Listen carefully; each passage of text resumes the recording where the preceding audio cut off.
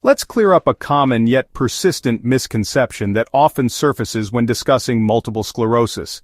It's a term that can cause confusion and lead to misunderstandings about the nature of this complex condition. There's absolutely no such thing as an MS virus. This is a crucial point to understand right from the start. We need to firmly debunk this myth. The term pops up, and understandably so, because scientists have indeed found a strong and intriguing link between multiple sclerosis, MS, and the Epstein-Barr virus, EBV. This connection has been the subject of extensive research and investigation. EBV is the same virus that causes mononucleosis, commonly known as mono or the kissing disease. It's a very common virus that most people are exposed to at some point in their lives. But here's the key takeaway, the crucial point to remember in this discussion. Over 90% of people get EBV at some point during their lifetime. It's incredibly prevalent in the population, and almost none of those people thankfully develop MS. The vast majority of individuals infected with EBV never experience the development of multiple sclerosis. So calling EBV the MS virus is not only inaccurate but also quite misleading. It oversimplifies a complex relationship and can cause unnecessary anxiety. It's a correlation, not a cause.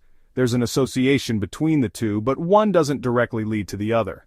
Think of it like this. To help illustrate the difference between correlation and causation, everyone who wins the lottery has, at some point, eaten a sandwich. It's a common occurrence in daily life, but sandwiches certainly don't cause lottery wins. The connection is purely coincidental and doesn't imply any direct influence. The real story behind MS is far more complex and nuanced than a simple cause and effect relationship.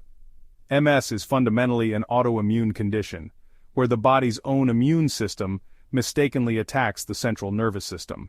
It's not a contagious viral disease that can be spread from person to person.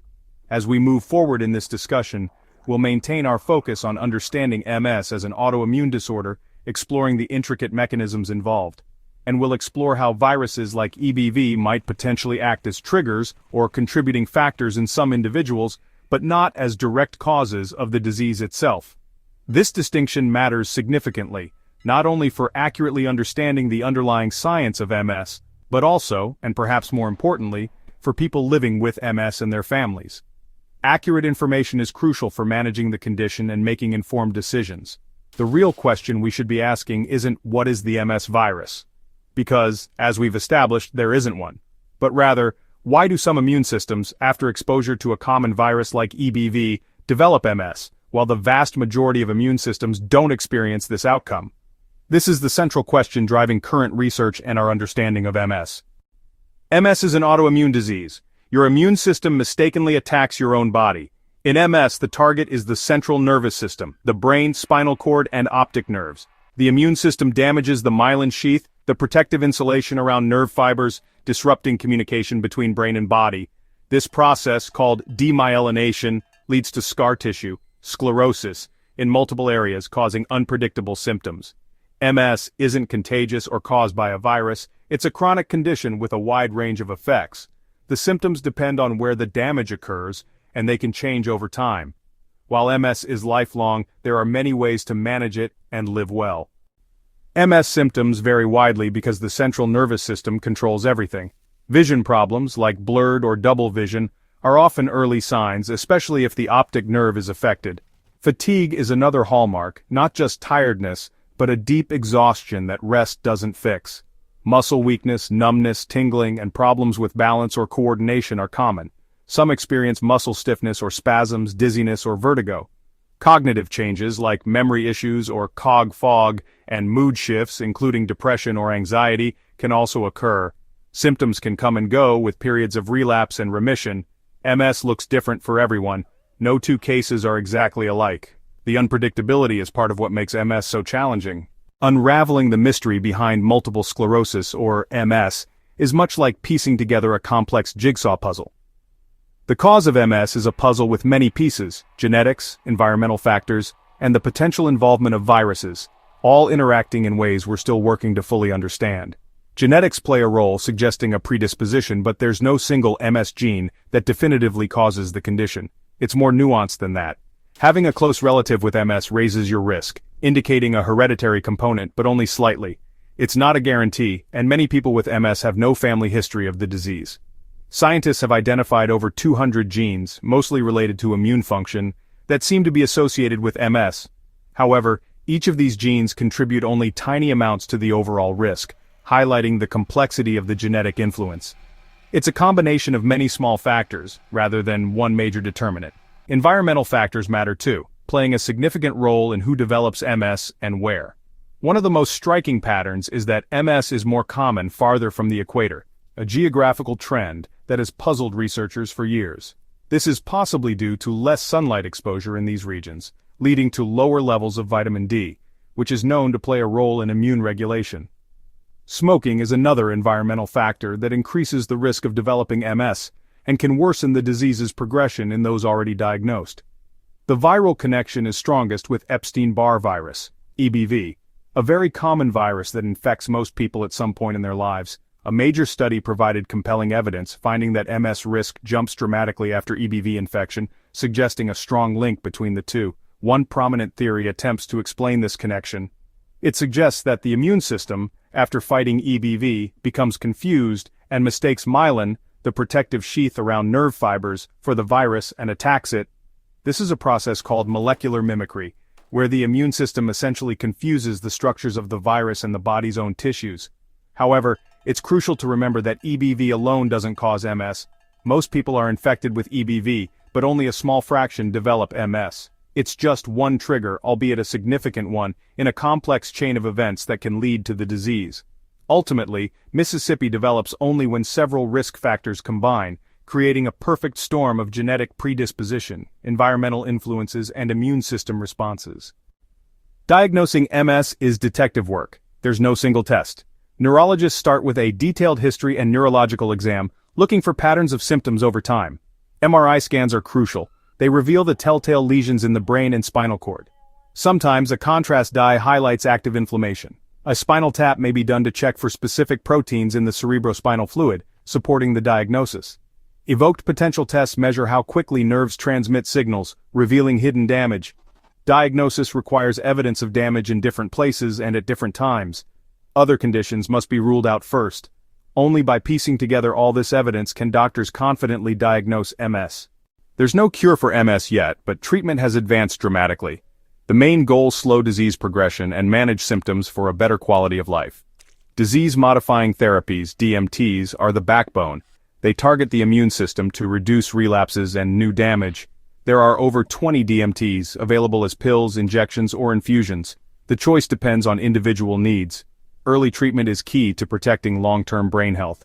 Symptom management is personalized muscle relaxants for spasticity, medications for fatigue, pain, or mood, and strategies for daily challenges. Rehabilitation, physical, occupational, and speech therapy, helps maintain function and independence. A team approach empowers people with MS to stay active and engaged. With the right plan, many live full, meaningful lives. Let's delve into the fundamental differences between a viral infection and an autoimmune disease, such as multiple sclerosis, or MS. It's crucial to understand these distinctions to grasp the nature of MS and how it affects the body. We'll explore how the body responds in each scenario. A virus is essentially an outside invader, a foreign entity that enters the body and disrupts normal cellular function. These microscopic organisms seek to replicate within our cells, causing illness. In response to this invasion, your immune system, the body's defense force, launches an attack. Specialized cells identify and target the virus, attempting to neutralize and eliminate it from the system. As the immune system wages war against the virus, you experience symptoms. These can range from fever and fatigue to aches and pains, all signs that your body is fighting off the infection. And once the virus is gone, once the immune system has successfully cleared the infection, you recover. Your body returns to its normal state and the symptoms subside. Now let's shift our focus to MS. In MS, there's no external invader, no virus or bacteria triggering the initial response. Instead, the immune system mistakenly identifies the body's own tissues as foreign and launches an attack. Specifically, in MS, the immune system targets your own myelin, the protective sheath around nerve fibers in the brain and spinal cord. This misguided attack causes ongoing damage to the myelin, disrupting nerve signals and leading to a range of neurological symptoms. Because MS is an autoimmune disease, not an infection, you can't catch MS from someone else. It's not contagious. Think of it like this. To further illustrate the difference, a virus is like a burglar breaking into your house. Your security system, representing your immune system, responds appropriately to the threat. The burglar is apprehended, the threat is neutralized, and the event ends. The security system returns to its normal state. In contrast, Mississippi is like a malfunctioning alarm system. There's no burglar, no external threat, but the system keeps activating, keeps attacking your own house, causing damage to your own property. This fundamental difference in the underlying cause is why treatments differ so significantly between viral infections and MS. Antiviral medications are designed to specifically target and fight viral infections, preventing the virus from replicating and spreading.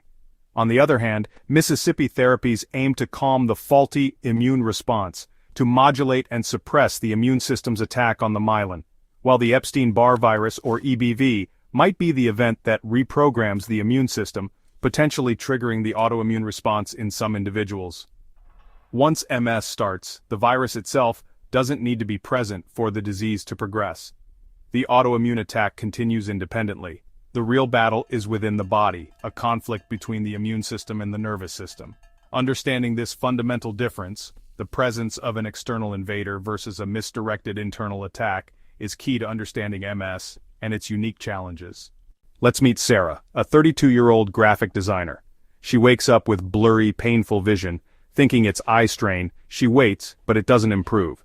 An eye doctor finds nothing wrong and refers her to a neurologist. The neurologist learns she had numb fingers a year ago, two separate neurological events. An MRI reveals classic MS lesions, confirming the diagnosis. It's overwhelming, but Sarah starts treatment, a daily pill and a short course of steroids for her vision. With therapy, her vision returns, and she learns strategies to manage fatigue and cog fog. Over the years, relapses are milder, and she adapts with support from her care team and peers. Her life changes, but she continues her career and relationships. Sarah's story shows that MS is not the end, but a new chapter, one of resilience and adaptation. The outlook for MS is brighter than ever. In the past 20 years, treatments have transformed lives. Many can now slow or even halt disease progression. Research is moving fast. Scientists are exploring vaccines against EBV, new therapies, and even ways to repair myelin. Neuroprotection and repair are the next frontiers. Restoring lost function is now a real possibility. Reliable information is crucial. Turn to organizations like the National MS Society or MS International Federation for support and updates. Knowledge empowers you to face MS with confidence. Remember, MS is complex, but understanding it dispels fear. With science, support, and hope, the future is full of possibilities.